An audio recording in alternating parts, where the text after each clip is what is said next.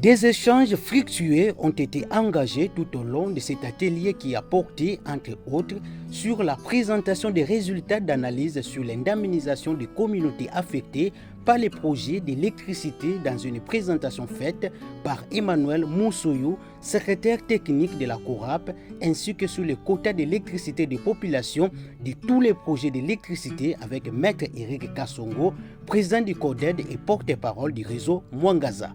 Dans son intervention, le secrétaire technique de la CORAP a parlé de la proposition de la mesure d'application que le réseau entend mettre à la disposition du gouvernement rentre dans le sens d'une indemnisation équivalente aux préjudices subis par les communautés affectées par les projets d'électricité pour améliorer l'accès de ces communautés à l'électricité et promouvoir leur développement. Le secteur a été libéralisé. La libéralisation fait appel à plusieurs investissements. Et quand les investissements viennent, il faut qu'il y ait un cadre qui protège les communautés locales. Généralement, n'est-ce pas, les privés ou les acteurs, les opérateurs, ils cherchent leurs bénéfices, mais les communautés locales perdent les terres. Ils ont, n'est-ce pas, leurs espaces qui sont pris où ils font le champ.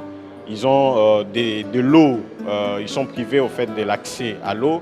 Les forêts partent parce que ces investissements viennent pour transformer, n'est-ce pas, ou carrément dans le cas du secteur de l'électricité, produire de l'énergie. Et donc, nous avons constaté que dans le secteur jusque-là, il y a des projets qui ont été, n'est-ce pas, mis en œuvre, mais ces projets n'ont pas respecté les droits des communautés locales à l'indemnisation. On a cité les cas de Boussanga, par exemple, où on a des communautés, on a plus de 1200 personnes vivant dans ces communautés, dans 4 villages pratiquement, Kamalengue, 48 heures et bien d'autres villages, qui se retrouvent aujourd'hui sans terre et sans espace sûr où ils peuvent continuer leur vie. C'est-à-dire qu'ils sont squatteurs sur une concession minière d'une entreprise minière et cela n'a pas aussi été précédé par une indemnisation juste. Et donc la proposition d'une mesure d'application sur la loi portant secteur de l'électricité vient encadrer les investissements et vient, n'est-ce pas, permettre à ce que les communautés soient au centre. Ce qui, n'est-ce pas, met en avant, à l'avant la question de la consultation des communautés locales et pas seulement n'importe quel type de consultation, mais une consultation libre, éclairée et préalable avant la mise en œuvre de tout projet. Donc c'est ça, au fait, le sens de cette démarche, parce qu'on a constaté que des projets sont mis en œuvre alors que les communautés locales ne sont pas bien consultées. Bien consultées, cela veut dire qu'il y a des termes de référence qui sont développés en avance. Les communautés sont saisies de l'objectif de la mission avant les descentes sur terrain. Les communautés sont protégées dans le sens qu'ils ne sont pas corrompus par des pots de vin ou carrément par des promesses pour que l'opérateur ne prenne que le contrat social et développer son projet par la suite. Donc l'encadrement de toutes ces mesures, c'est comme ça que ce document il porte sur certains principes fondamentaux qu'il faudrait suivre, bien évidemment inspiré par les lois qui existent, notamment la loi portant principe fondamental sur l'environnement. Donc c'est un cadre légal ou un cadre réglementaire qui vient sécuriser les communautés locales qui devront bénéficier à juste titre de tous les projets énergétiques qui sont développés au pays. Cette mesure d'application de la loi a suscité des débats constructifs et de l'intérêt de la part des participants à cet atelier. De son côté, Maître Eric Kassongo, porte-parole du réseau Mwangaza, s'est appesanti sur les quotas réservés ou attribués aux communautés. Tous, ou presque, étaient unanimes sur les quotas à accorder aux populations se trouvant dans les zones des projets d'électricité, encore qu'il faille déterminer les chiffres de ces quotas.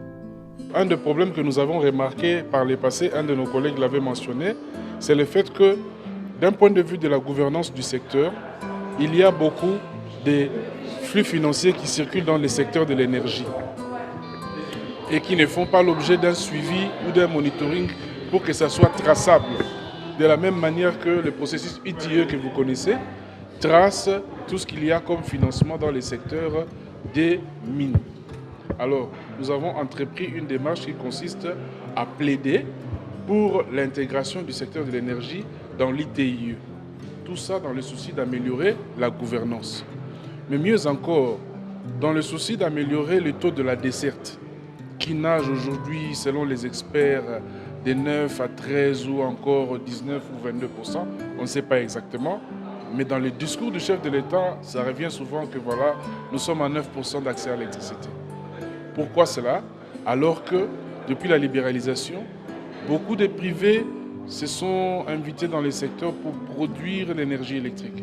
Le constat que nous faisons, c'est que la plupart de ces privés-là produisent pour leurs besoins industriels. Alors que la libéralisation ne veut pas dire que l'État abandonne ses prérogatives régaliennes qui lui incombent, qui consistent à électrifier le pays et à donner les courants à la population. Lorsque on libéralise et que les entreprises viennent, produisent l'électricité et l'utilisent à 100% ou à 90%, ça influe sur la desserte qui n'avance pas, qui n'évolue pas. Voilà pourquoi nous nous sommes dit, pourquoi est-ce qu'une entreprise produirait 300 MW et prendrait les 300 MW exclusivement pour lui sans laisser une portion à la population?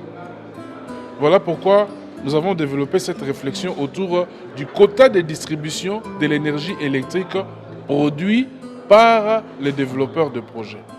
Vous voyez, parce qu'il n'y a aucune disposition, ni dans la loi de 2014, ni dans ces différents textes de mise en œuvre, qui montrent qu'un entrepreneur doit prendre une portion de l'énergie qu'il produit pour donner aux populations.